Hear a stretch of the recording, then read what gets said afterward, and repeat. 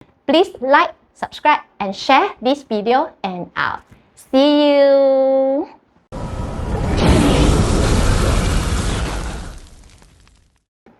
Hi everyone, this is Myra here. Today we are going to talk about how to avoid ABSD. Alright, so what is ABSD? So ABSD stands for Additional Buyer Stamp Duty.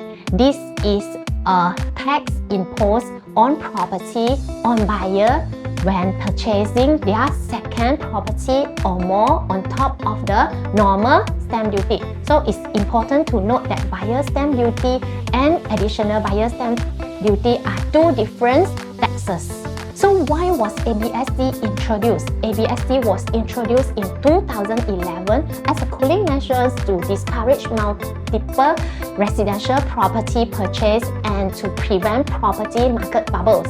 And government really take very serious actions if you are doing illegal ways trying to avoid paying the ABSD. So what is the current ABSD rate? So for Singapore citizens, there's no ABSD for the first property, whereas for second property, there is 20% and the subsequent one will be at 30%. So we take an example.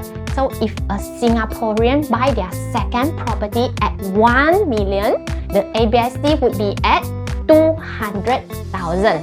And for their third property, it will be at 300,000. So for permanent residents, the first property, the ABSD is at 5%, the second property is at 30%, and the subsequent is at 35%. And for foreigner, there is 60%. Okay? Whereas for entities and developer, the ABSD is at 65%. Okay? So how to avoid ABSD? Okay, let me share some tips. Okay, since ABSD is like, wow, so much. Alright, so the first is we opt for dual key units. Alright, so if you are looking to purchase a second unit for investment, consider dual key units. These are the single units divided into two separate units. You can live in one unit and lease out the other.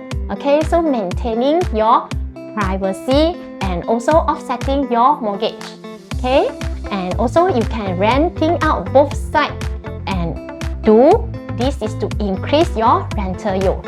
Second is separate own two houses. Okay, so if you and your spouse currently own a home, you can sell it and then after that proceed to purchase two separate property. So we call it sell one buy two. Alright, so in this case, right, each of you will be only be taxed on the normal buyer stamp fee, and this can avoid paying the additional buyer stamp fee. So the third is get an ABSD refund. So married couple like me can get ABSD refund if they meet certain requirements, such as the first is the second property must be purchased under both names.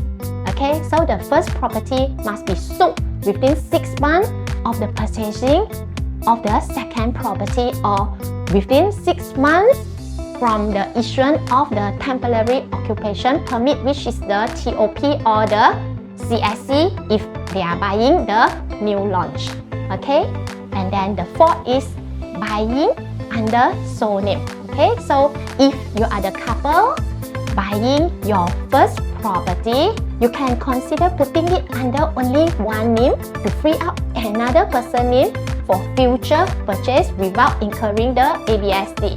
Okay, ensure you have necessary cash flow. Okay, so please arrange the professional to advise for their service. Okay, and also please manage carefully for the unforeseen circumstances like COVID-19.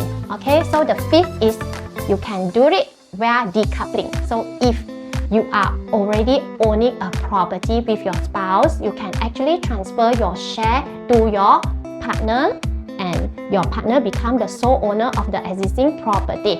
Okay, so do note this comes with the cost, which is you will have to pay for the buyer stamp fee and also have to refund the CPF to the other owner. Okay, so this is one of the way also. And the last one would be purchase under your child name. Okay, so you can purchase a property under your child name if they are above 21 years old, making them the first time buyer. Okay, however, if they want to purchase another unit in the future, they will have to pay for the ABSD.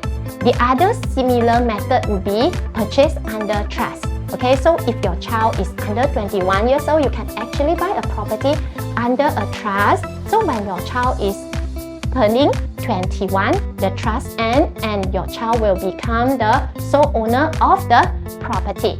Alright, so that's all today from me on the topic of how to avoid paying ABSD in the legal way. Alright, so this is Myra. If you have any questions, feel free to contact me. I will walk through the whole process with you.